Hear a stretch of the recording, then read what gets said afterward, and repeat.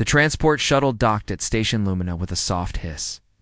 The station was massive, floating in the darkness of space like a small moon. It held the Galactic Academy, a famous school where students from over 200 different species came to learn together. Ships arrived every day, bringing new faces from distant worlds. Nobody paid attention to this particular shuttle. Transfers happened all the time. Una stepped off the shuttle and took her first breath of recycled station air. She was small by most standards, with dark hair pulled into a simple ponytail and a backpack hanging from one shoulder. She looked around at the busy docking area with curious eyes and smiled at everything she saw. A tall creature approached her.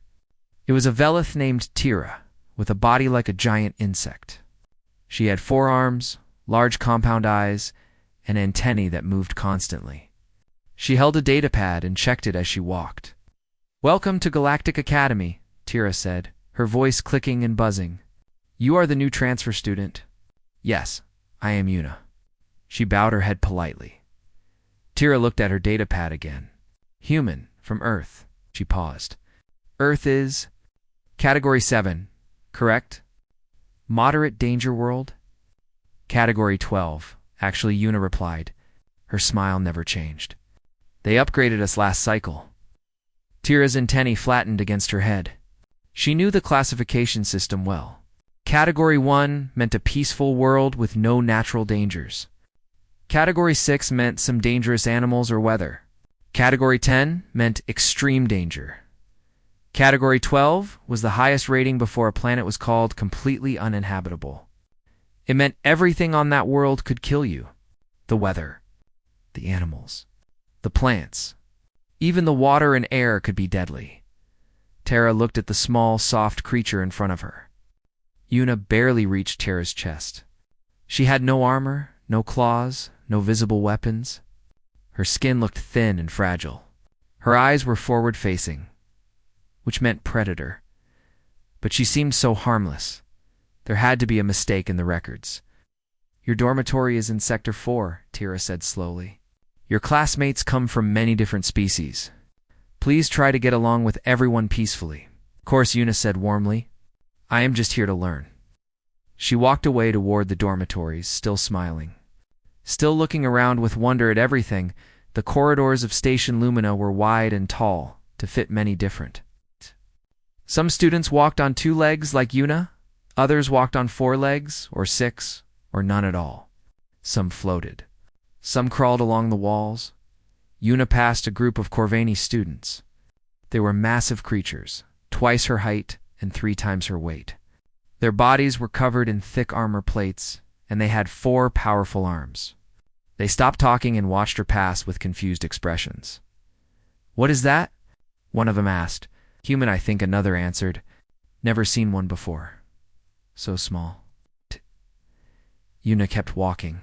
She passed a pair of Elethi next, beautiful beings whose skin glowed with soft bioluminescent light. They pulsed colors at each other, their way of talking, but fell silent as she walked by. Their large eyes followed her with something like worry. Everyone seemed to know something about humans. Una could feel their stares, but she did not let it bother her. She just kept smiling and found her way to Sector 4. Her assigned room was small, but comfortable. 2 beds, 2 desks, a shared bathroom, and a window that looked out at the stars. One side of the room was already decorated with soft fabrics and hanging plants. A creature sat on one of the beds. She was a Marani, with a body covered in soft blue feathers and large golden eyes. She was about Una's height, but much lighter, built for flying in her homeworld's low gravity. Her name was Sola. When Una walked in, Sola jumped up from the bed. Her feathers puffed out in fear, and she pressed herself against the wall. "You are." Sola's voice shook. "I am Una," she said gently. "I am your new roommate. I hope we can be friends. You are a human."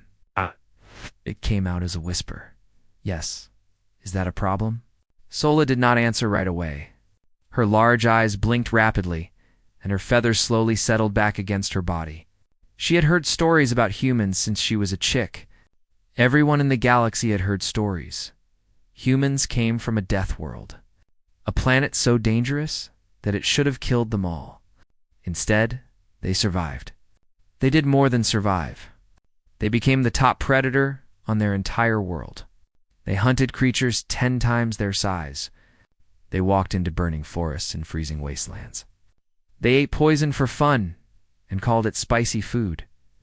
The story said humans could not be stopped. If you hurt them, they healed. If you ran from them, they followed. They never gave up. They never stopped chasing. They were monsters wearing the faces of soft, harmless creatures. But this human, this Yuna, did not look like a monster. She looked like a young girl on her first day at a new school. Her smile was warm and friendly. Her eyes were kind. I heard things about humans, Sola admitted quietly. No. Many species have, Yuna set her backpack on the empty bed. But I am not here to hurt anyone. I am just a student like you. I want to learn and make friends. Sola watched her unpack. Yuna moved slowly and carefully, never making sudden movements. She seemed to understand that Sola was scared. Do you want to see something? Yuna asked. She pulled a small container from her bag. Inside were round, brown objects. These are cookies. I made them before I left Earth. They are safe for most carbon-based life forms. Would you like to try one? Sola hesitated for a long moment. Then, slowly, she stepped forward and took a cookie. She bit into it carefully. It was sweet and soft and wonderful. This is good, Sola said, surprised.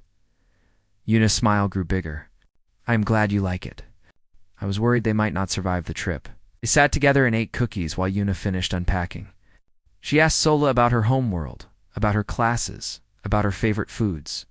She listened carefully to every answer. By the time the lights dimmed for the night cycle, Sola's fear had faded a little. This human was strange, yes? She came from a world of death and danger. But she also baked cookies and asked kind questions and smiled like she meant it. Maybe the stories were wrong. Maybe humans were not monsters after all. Sola fell asleep that night, feeling almost safe, in the other bed. Yuna stared at the ceiling with open eyes. She could hear Sola's breathing, slow and steady. She could hear footsteps in the hallway outside, 3 different species based on the sounds. She could smell the recycled air and taste the metal in it. Her senses were sharp. They had to be. She came from Earth. She closed her eyes and let herself rest, but part of her mind stayed alert. It always did. That was what it meant to be human. Tomorrow would be her first day of classes. She would meet new people and learn new things. She would smile and be friendly and try her best to fit in. She was just a normal schoolgirl. After all, just a normal schoolgirl from a Deathworld. 3 weeks passed at Galactic Academy. Yuna attended her classes every day, sat in the front row, and took careful notes. She ate meals in the cafeteria with anyone who would sit near her. She studied in the library until late at night. By all appearances, she was a perfectly normal student. The other students began to relax around her. She was so friendly, so harmless looking. She laughed easily at jokes. She helped classmates who struggled with their homework. She remembered everyone's names and greeted them warmly in the hallways. A Velith named Doan found himself sitting next to her in most classes. He had wings like thin glass and a body covered in hard plates. His compound eyes let him see in many directions at once, which meant he noticed things others missed. He noticed things about Yuna, small things at first. The way she always sat with her back to the wall. The way her eyes moved constantly, watching doorways and windows. The way she never seemed surprised by anything. Even when something loud happened suddenly. You were very calm, Doan told her one day after class. Thank you, Yuna said with a smile. It was not really a compliment. More of an observation. She tilted her head slightly. Calm is bad. No, just unusual. Most new students are nervous. You seem like you have been here for years, Yuna shrugged. I adapt quickly. That was true, Doan thought. But there was more to it than that. He started researching Earth on the station's information network. What he found kept him awake at night. Earth had a gravity that crushed most species. Earth had a sun that gave its creatures cancer, yet they lived under it anyway. Earth had weather systems that could destroy cities. Floods, earthquakes, hurricanes, tornadoes, fires that burned across entire continents, and the life forms. The information files showed creatures with massive teeth, deadly venom, crushing strength. Predators everywhere. And somehow, humans had risen to the top. Not because they were the strongest or the fastest or the most deadly, because they never stopped. Persistence predators, the files called them. Humans could not run as fast as their prey, so they simply followed it until it collapsed from exhaustion. They could walk for days without stopping. They healed from wounds that would kill other species. They ate plants that were poisonous and called them medicine. Dohan looked at Yuna differently after that. He watched her more carefully. The real test came during a field expedition to the station's biodome. The biodome was a massive section of the station filled with plants and animals from many different worlds. Students went there to study alien biology in a controlled environment. Their teacher was Professor Juana Dalvani, with gray skin and 6 eyes.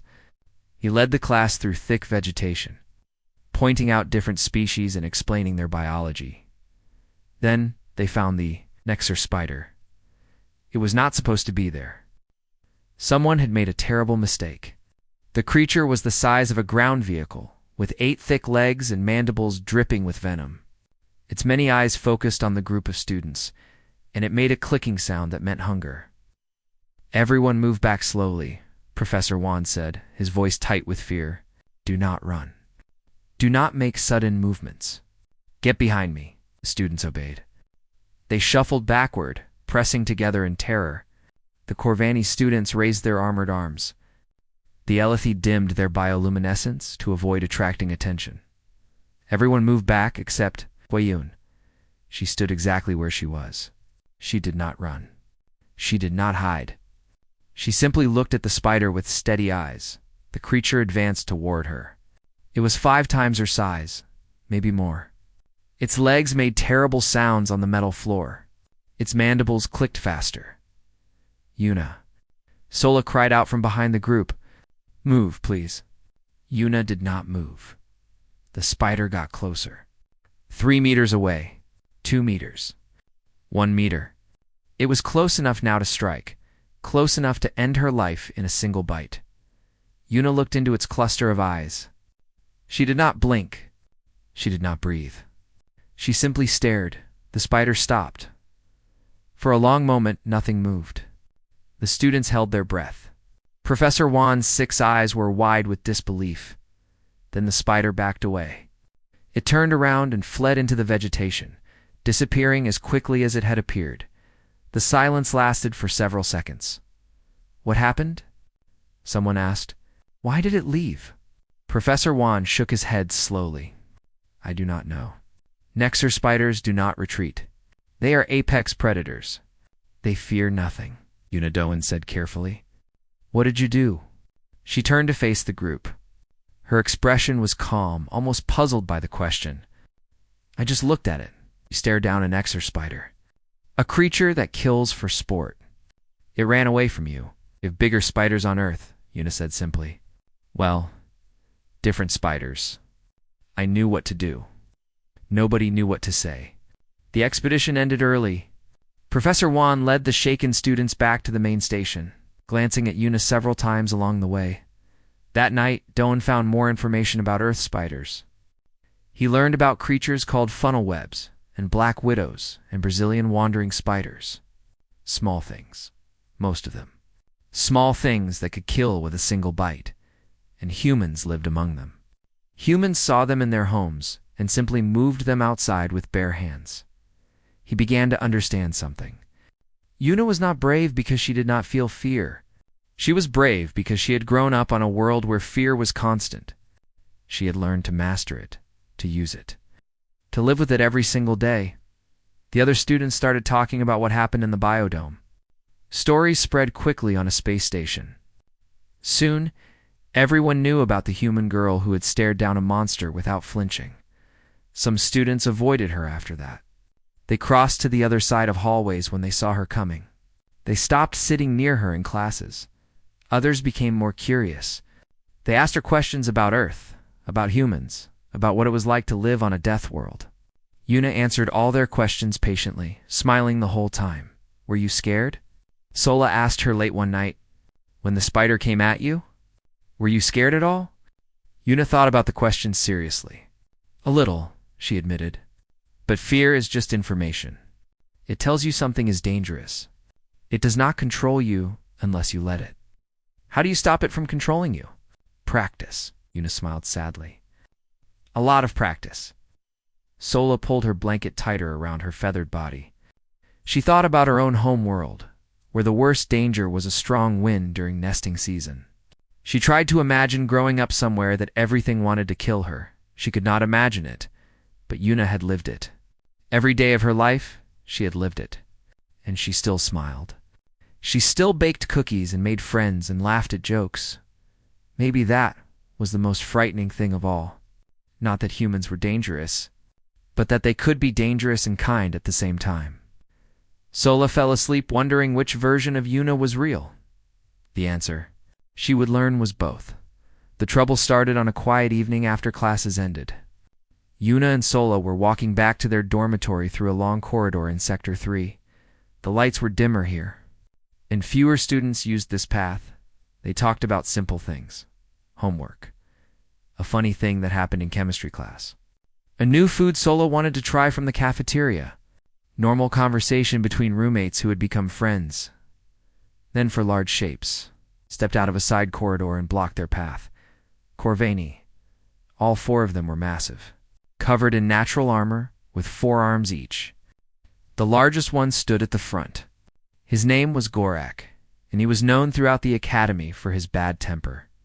Sola made a small, frightened sound. Her feathers pressed flat against her body, making her look smaller. She stepped backward until she hit the wall. Yuna stopped walking. Her smile faded slowly, like a light dimming. Deathworlder, Gorak rumbled. His voice was deep and rough, like stones grinding together. We have been wanting to meet you, Hello, Yuna said calmly. Can I help you with something? You can help by going back where you came from. Garuk stepped closer. He towered over her, blocking out the corridor lights with his huge body. This academy is for civilized species, not monsters from Deathworlds. I am just a student. Like everyone else? You are nothing like everyone else. Another step closer. The other 3 Corvani spread out to surround her. We have heard the stories. Humans are killers, predators. You should not be here pretending to be normal. Yuna did not move. Her eyes tracked all 4 Corvani without turning her head. Her body was still and relaxed, but something about her posture had changed. She seemed more solid somehow, more present. I do not want trouble, she said quietly. Please let us pass. Maybe we should teach you where predators belong, Gorak growled. His forearms flexed, armor plates clicking. Maybe we should show you what happens when you walk into places you do not belong. Please do not do this. There was something different in her voice now. Not fear, not anger. Something else. A warning. Gorak did not hear it. Or maybe he heard it and did not care. He reached out with one massive hand to grab her. What happened next took less than 3 seconds. Yuna moved. It was not the panicked movement of prey trying to escape. It was something else entirely. Something precise and practiced and terribly efficient.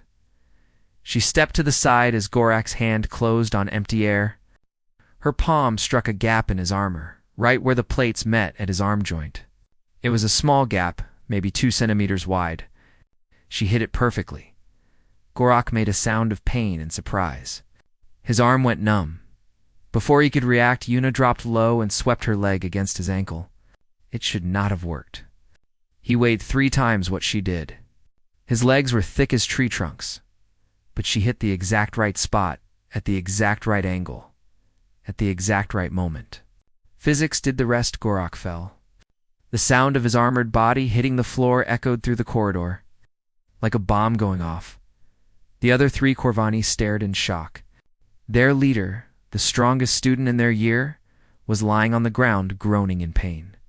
A creature half his size had put him there in less than 3 seconds. They looked at Yuna. She stood over Gorak's body with her feet planted and her hands open at her sides. She was not breathing hard. She was not shaking. She looked exactly the same as she always did, except for her eyes. Her eyes had changed. The warmth was gone. The friendliness was gone. What remained was something old and patient and very, very dangerous. It was the look of a creature that had evolved on a world where everything wanted to kill it, and had one anyway. "I do not want to hurt anyone," Una said. Her voice was calm and pleasant, like she was discussing the weather. "I really am just here to learn. I want to make friends and study and live peacefully." But she paused. The three Corvani did not move. "But if you touch me or my friends again, I will defend myself. Do you understand?" They understood. They understood completely. Whatever they had thought about humans before, they knew the truth now. The stories were not exaggerated. If anything, the stories did not go far enough. The three Corvani ran. They left Gorak lying on the floor and fled down the corridor as fast as their legs could carry them. Una watched them go. Then she knelt beside Gorak, who was still groaning and holding his arm. "You'll be fine," she told him. Her voice was gentle now. The predator was fading, the schoolgirl returning. "I did not break anything. Your arm will feel normal again in about 10 minutes. Try not to bother me or my friends anymore, okay?" Gorak looked up at her with wide, terrified eyes. He nodded quickly. Una stood and walked back to where Sola was pressed against the wall. The Mirani's feathers were standing straight up. Her golden eyes were the size of dinner plates. Her whole body was shaking. "Sola," Una said softly. "It is okay. They are gone. You are safe." You... Sola could not form words. "I am sorry you had to see that." Una's expression was sad. "I did not want to hurt anyone, but I could not let them hurt us." "How did you do that?" "He is 3 times your size. He has armor. He has 4 arms." Humans learned long ago that strength is not everything. Speed and precision matter more. Knowing where to hit matters more. Una looked down at her small hands. "We had to learn. On Earth, there were always bigger and stronger predators. We survived by being smarter, not stronger." Sola's shaking slowly began to stop. She looked at her roommate, really looked at her, and saw something she had not seen before. Una was not pretending to be harmless. She really was kind. She really did want to make friends and bake cookies and help with homework. That was not a mask hiding the predator. The predator was also not a mask hiding the kind girl. They were both real. Both parts of the same person. Una could switch between them in an instant, depending on what the situation needed. "Are you okay?" Sola asked finally. Una blinked in surprise. "You were asking if I am okay? You just had to fight. That must have been scary." A small smile appeared on Una's face. It was different from her usual bright smile. Softer, more real. "Thank you for asking. Most people do not ask how the human feels. Most people are foolish," Sola said. She stepped away from the wall on shaking legs. "Let us go home. I think I need to lie down." They walked together through the quiet corridors. Behind them, Gorak slowly picked himself up off the floor. He looked in the direction the human had gone. He did not feel angry anymore. He felt something he had never felt before in his life. He felt small. By the next morning, everyone on the station had heard about what happened. Security had reviewed the footage. They did not charge Una with anything because Gorak and his friends had clearly started the fight. But the video had leaked onto the station network. Everyone watched the small human. Girl take down a Corvani warrior in 3 seconds. Everyone saw her stand over his body and look at his friends with those eyes. Everyone understood what humans really were now, and somehow that changed nothing about who Una was. The next day, she went to class with her usual smile. She helped a struggling student with math problems. She sat with Sola in the cafeteria and laughed at silly jokes. She was still a monster from a death, while she was still the kindest person many of them had ever met. Both things were true at the same time. And that, perhaps, was the most human thing of all. The weeks after the incident were strange for everyone at Galactic Academy. The video of Una fighting the Corvani had spread to every corner of the station. Everyone had seen it. Everyone had opinions about it. Some students were more afraid of her than ever. They avoided the hallways she walked through. They left tables when she sat down nearby. They whispered to each other whenever she passed, but others reacted differently. They became curious. They wanted to understand this strange creature who could take down a warrior 3 times her size, but spent her free time baking sweets and helping with homework. Yuna noticed all of it. She pretended not to, but she noticed. She kept doing what she had always done. She went to class. She studied. She smiled and greeted everyone she passed, even the ones who flinched away from her. She joined study groups and helped anyone who asked. One afternoon, she found a small creature hiding in the biodome. It was a lizard-like animal about the size of a cat, with sharp teeth and bright red scales. It hissed at anyone who came near it. The staff had tried to catch it for days, but it was too fast and too aggressive. Yuna sat down a few meters away from it and waited. She sat there for 3 hours. She did not move toward the creature. She did not try to grab it. She just sat and waited, occasionally making soft sounds with her mouth. Eventually, the lizard stopped hissing. It crept closer, curious about this strange being that did not chase or attack. It sniffed her hand. She did not move. By evening, the lizard was curled up in her lap, making a sound almost like purring. "How did you do that?" asked Professor Wan, who had been watching from a distance. "Patience," Yuna said simply, "and understanding. It was scared and alone. I showed it that I was not a threat." She carried the lizard back to her dormitory. She named it Bomi and kept it as a pet. It slept on her bed and followed her everywhere, hissing at anyone who came too close to her. "You adopted the most aggressive creature in the biodome," Doan said one day. Watching Bomi bare its teeth at a passing student. "Bomi is not aggressive," Yuna replied. "Bomi is protective. There is a difference." Doan made a mental note of that. As time passed, he found himself spending more time with Yuna. He could not explain why. Maybe it was curiosity about her species. Maybe it was fascination with the walking contradiction she represented. Maybe it was something else he did not want to name yet. They often met at the observation deck in the evenings, a quiet room with a huge window looking out at the stars. Fewer students came here, which meant fewer frightened glances and whispered comments. One evening, Doan found Yuna sitting alone, staring out at the distant lights of other star systems. "Can I join you?" he asked. "Of course." He settled beside her, folding his wings carefully. They sat in silence for a while, watching a cargo ship drift past the station. "Can I ask you something?" Dohan said finally. "You can always ask." "Are you afraid of anything?" Yuna thought about the question seriously. She did that often, Doan had noticed. She never answered important questions quickly. "Yes," she said finally. "I am afraid of many things." "Like what?"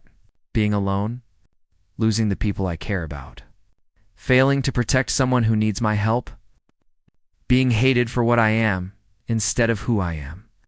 Doan's wings shifted slightly. "Do you feel hated here?" "Sometimes. I understand it. Humans are frightening to many species. Our history is full of violence. Our world is a death trap. When people look at me, they see all of that." She turned to look at him directly. "But I wish they could see the other parts too." "What other parts?" "Humans are not just predators. We are also caregivers. We adopt creatures from other species and love them like family. We create art and music and stories that make us cry. We form bonds so strong that we die to protect each other. We had to be killers to survive. But we also had to be kind. We needed our tribes, our families, our friends. Without them, we were nothing." Doan considered this. "So humans are both?" "Yes. We are capable of terrible violence and incredible compassion. Both are real. Both are us." She smiled sadly. "Most humans spend their whole lives without ever using violence. We raise children and grow food and build things and love each other. The predator is always there, somewhere inside, but we do not let it control us. But when you fought Gorak, I did not want to fight him. I asked him to stop. I warned him." Her eyes grew distant. "But he was going to hurt me or Sola, so I did what I had to do. And then I stopped." because he was no longer a threat. You could have killed him. Yes. I knew exactly where to hit him, to break bones or damage organs. But I chose not to. She looked at her hands. The predator is a tool. It helps me survive. But I decide when to use it and when to put it away. Doan was quiet for a long moment. He had been afraid of Yuna since the biodome incident. He had watched the video of her fighting Gorok dozens of times. He had read everything he could find about humans and their terrible capabilities. But sitting here with her, watching the stars together, he did not feel afraid. He felt something else. Something like understanding. Is the other species here? He said slowly. They see you as a monster who pretends to be kind. I know. But that is wrong, is it not? The kindness is not pretending. The monster is not hiding, yes. Yuna smiled at him, and it was the warmest expression he had ever seen on any face. You understand? I think I am beginning to. They sat together in comfortable silence after that. Bomi crawled out of Yuna's bag and curled up between them, its red scales warm against Doan's side. He did not flinch away. Why did you come here? He asked eventually. To this academy. You could have stayed on Earth, surrounded by other humans. Why come out here where everyone is afraid of you? Yuna did not answer right away. She watched the stars, her reflection ghostly in the window glass.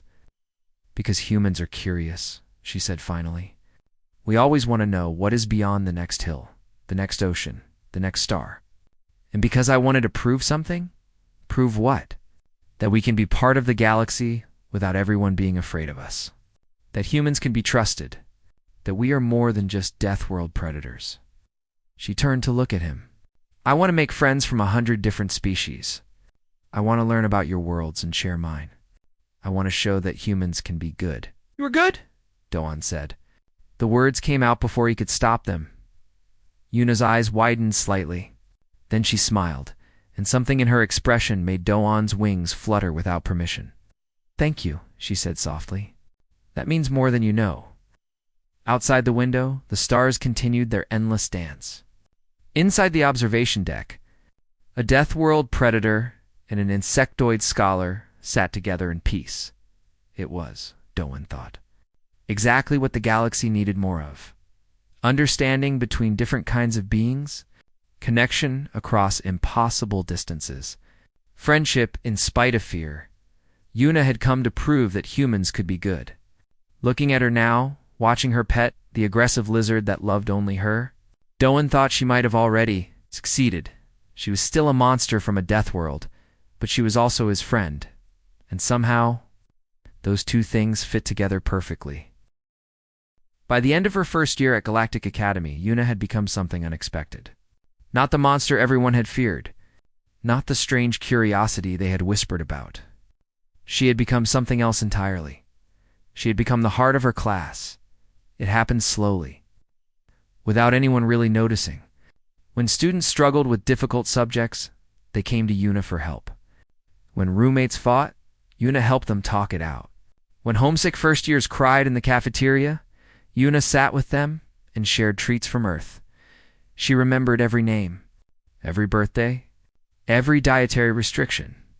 She knew which students were allergic to which foods, which ones needed quiet study spaces, which ones learned better with pictures than words. The students who had feared her at the beginning now sought her out. The Corvani who had once bullied her nodded respectfully when she passed. Even Gorak, the one she had defeated, had quietly started sitting near her in the cafeteria. But the real test came at the end. Of the school year, it started with a hull breach in Sector 4. A small asteroid had punched through the outer wall, and air was rushing out into space. Alarms screamed. Emergency lights flashed red. Students panicked and ran in every direction. Yuna did not panic. She organized the evacuation of 3 dormitory blocks in less than 10 minutes. She pulled frightened students out of frozen hiding spots. She carried injured classmates to safety on her back. When the emergency doors finally sealed, everyone in Sector 4 had been accounted for.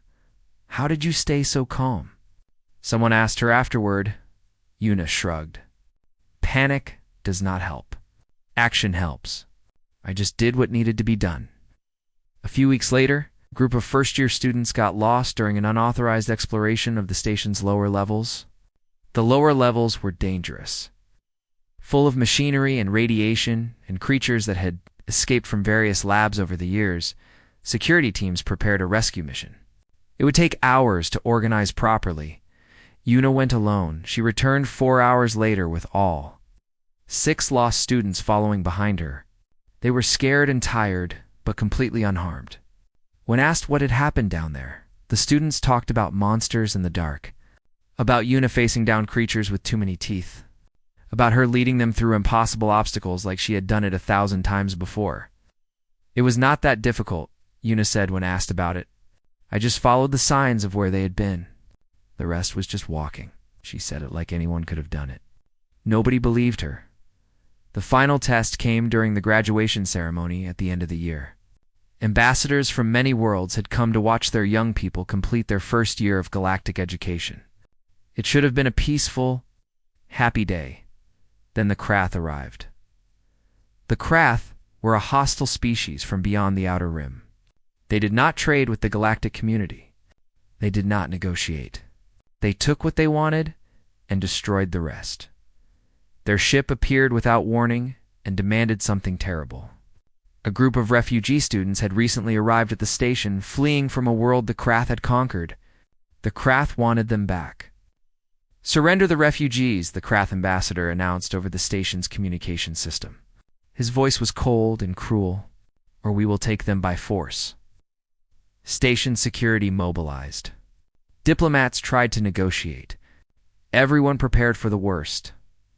Yuna walked to the main entrance where the Krath ambassador was waiting with his guards. She walked alone, a small figure in her student uniform, her pet lizard Bomi riding on her shoulder. A crowd gathered behind her. Sola was there, her feathers trembling. Doan was there, his wings folded tight with worry. Dozens of other students, teachers, and staff all watched as one small human approached the aliens who had destroyed worlds.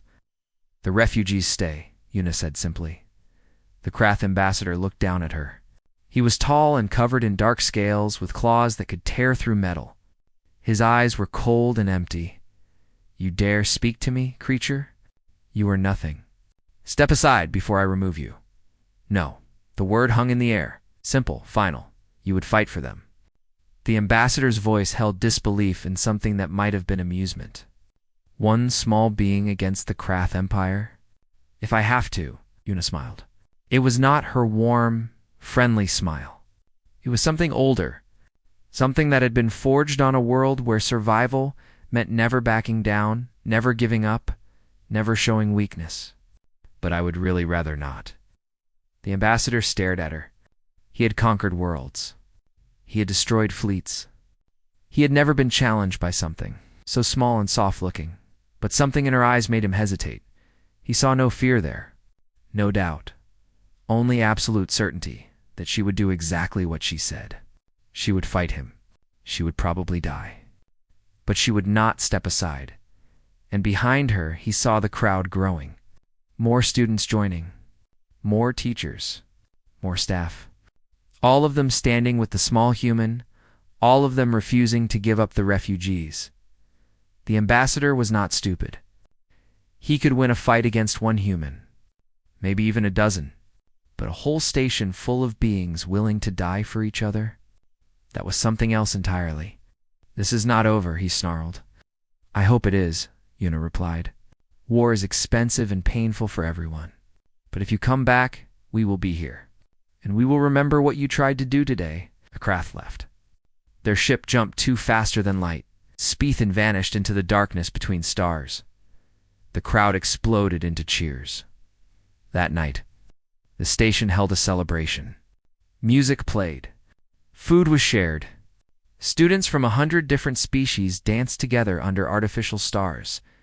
Yuna sat at a table surrounded by friends. Sola was pressed against her side, feathers finally relaxed. Doan sat across from her, his compound eyes reflecting the lights. Bomi was curled up on the table, stealing food from anyone who got too close. "You know what I realized today?" Sola said, her golden eyes bright. "What?" Yuna asked. You are not scary because you are a predator. Sola's voice was warm and certain. You are comforting because you are our predator. You protect us, Yuna laughed. It was a genuine sound, full of joy and surprise. I am not a predator. I am just a student. You're both, Dohan said quietly. Everyone at the table turned to look at him. You taught me that. Humans are both things at once. Kind and dangerous. Gentle and fierce. Soft and unbreakable. And a smile softened. You really were listening. Always. The celebration continued late into the night. Students who had feared Yuna at the beginning of the year now crowded around her, laughing and talking and sharing stories. She had proven something today. Not just about humans, but about what people could become when they stood together. Late that night, when most of the station had gone to sleep, Yuna stood alone at the observation deck window. The stars spread out before her, infinite and beautiful. She thought about her home world, Earth with its crushing gravity and burning sun and endless dangers. She thought about all the humans who had come before her, who had survived and struggled, and learned to be both predator and protector. She had come here to prove that humans could be good, that they could be trusted, that they deserved a place among the stars. Looking out at the galaxy that was slowly becoming her home, surrounded by friends from species she had never imagined, Yuna thought she might have succeeded. She was still a Deathworld predator. She always would be, but she was also a friend, a protector, a student, and a member of a community that stretched across the stars. She was human, and she had found her place at last. Behind her, Bomi chirped softly. Sola's voice called out from the doorway, asking if she was coming to the after-party in the common room. Why, Yuna smiled, her real smile, the one full of warmth and hope and love. Coming, she called back. She took one last look at the stars. Then she turned and walked toward the sound of laughter and friendship and belonging. A normal schoolgirl from a death world, exactly where she was meant to be.